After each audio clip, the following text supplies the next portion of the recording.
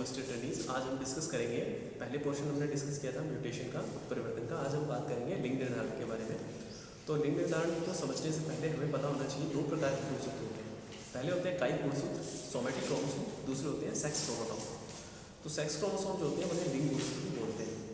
ये sex chromosome लिंग का निर्धारण करते हैं, और ऑटोसोम्स जो होते हैं, जो सोमैटिक क्रोमोसोम्स हैं, वो कायिक लक्षणों का निर्धारण करते हैं। अब लिंग गुणसूत्र होते हैं उनको एलोसोम्स भी बोला जाता है। ये जो है ये पशु और पक्षियों में इनका निर्धारण करते हैं। 1902 के पहले ये माना जाता था, ये सारे ऐसे फैक्ट्स थे जिनको किंवदंती कहा गया कि दाएं वृषण से अगर संतति होती है तो नर की होती है, बाएं से होती है तो मादा की होती है, और अगर शुक्ल पक्ष में चांदी पखवाड़े में अगर मादा गर्भित हो तो नर की संतति होगी, और कृष्ण पक्ष में हो तो मादा की संतति होगी। ये सब ऐसे फैक्ट थे जो जिनका कोई साइंटिफिक बेस नहीं था।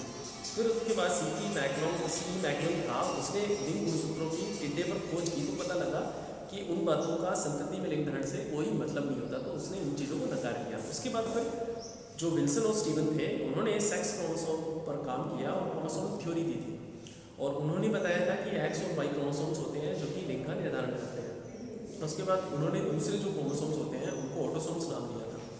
इसके बाद फिर लिंग निर्धारण का समय जो होता है वो 3 प्रकार से होता है। एक तो होते हैं प्रोगैमिक में क्या होता है, लिंग निर्धारण जो है वो निषेचन से पहले हो जाता है। अब इनमें इसका एग्जाम्पल होता है हनी बी जो होता है उसमें ड्रोन का बनना। दूसरा फिर होता है सिंगैमिक में क्या होता है कि संतति का निर्धारण होता है निषेचन के समय। जैसे ज़्यादातर प्लांट्स होते हैं, एनिमल्स होते हैं, उन सभी में जो है सिंगैमिक टाइप का लिंग निर्धारण का समय होता है। उसके बाद फिर होता है एपिगैमिक क्या होता है कि लिंग निर्धारण का समय निषेचन के बाद होता है। तो इसका एग्जाम्पल होता है जो हनी बी होती है उसमें फीमेल, वो इसी तरह से प्रोड्यूस होती है। उसके बाद फिर होता है जितने भी एनिमल्स होते हैं, प्लांट्स होते हैं, इन सब में ये सिंगैमिक टाइप के होते हैं। उसके बाद फिर विल्सन और स्टीवंस ने बताया था कि लिंग का निर्धारण पशुओं में, पक्षियों में कैसे होता है, ये सब बताया था। तो सबसे पहले हमें पता होना चाहिए कि मनुष्य में XX और XY टाइप का क्रोमोसोम्स होते हैं जो कि डिटर्मिनेशन करते हैं सेक्स का। अब इसके वजह से हमें पता होना चाहिए कि 2 प्रकार के नर में गैमेट होते हैं, एक तो होते हैं X गैमेट्स और एक होते हैं Y गैमेट्स, और फीमेल में दोनों होते हैं XX। तो होमोगैमेटिक कौन सी होती है, फीमेल होती है, और हेटेरोगैमेटिक कौन सा होता है, मेल होता है। और उसके बाद जो Y क्रोमोसोम्स वाले युग्मक हैं उनको हम बोलते हैं एंडोस्पर्म, और X क्रोमोसोम वाले युग्मक हैं उनको बोलते हैं गाइनोस्पर्म्स। पक्षियों में और फिशेस में और रेप्टाइल्स में क्या होता है, उल्टा होता है, यानी मादा जो होती है वो हेटेरोगैमेटिक होती है, ZW टाइप की होती है, और नर जो होता है वो होमोगैमेटिक होता है, ZZ टाइप का होता है। और इसके बाद फिर आता है कि सारे जो एनिमल्स होते हैं, प्लांट्स होते हैं, उनमें क्रोमोसोम के नंबर फिक्स रहते हैं। जैसे आपकी बुक के हिसाब से अलग अलग एनिमल्स में अलग अलग क्रोमोसोम्स के दिए हुए हैं, वो आप डिटेल्स में पढ़ लेना। हम बात करेंगे केवल कैटल में टोटल नंबर ऑफ क्रोमोसोम्स कितने होते हैं, 60 होते हैं। बफलो में कितने होते हैं, 48 होते हैं। ठीक है, तो उसमें क्या होता है 29 प्लस X अलग रहता है और 29 प्लस Y अलग रहता है। तो मतलब ये सारे जो है 58 प्लस XY मेल का और 58 प्लस XX फीमेल का रहता है। ठीक है, तो उसके बाद फिर जो मास्टर जीन कॉन्सेप्ट है सेक्स डिटर्मिनेशन की, उसके बारे में बात करते हैं। तो उसमें क्या है कि मनुष्य में क्या होता है, ड्रोसोफिला के तरह ही X/A का जो रेशियो रहता है, अनुपात रहता है, वो लिंग का निर्धारण करने का हिसाब नहीं होता है। उसके बाद फिर मनुष्य में sex region on the Y में क्या होता है, वाई क्रोमोसोम की छोटी भुजा होती है, उस पर एक फैक्टर होता है जिसको बोलते हैं टेस्टिस डिटरमाइनिंग फैक्टर।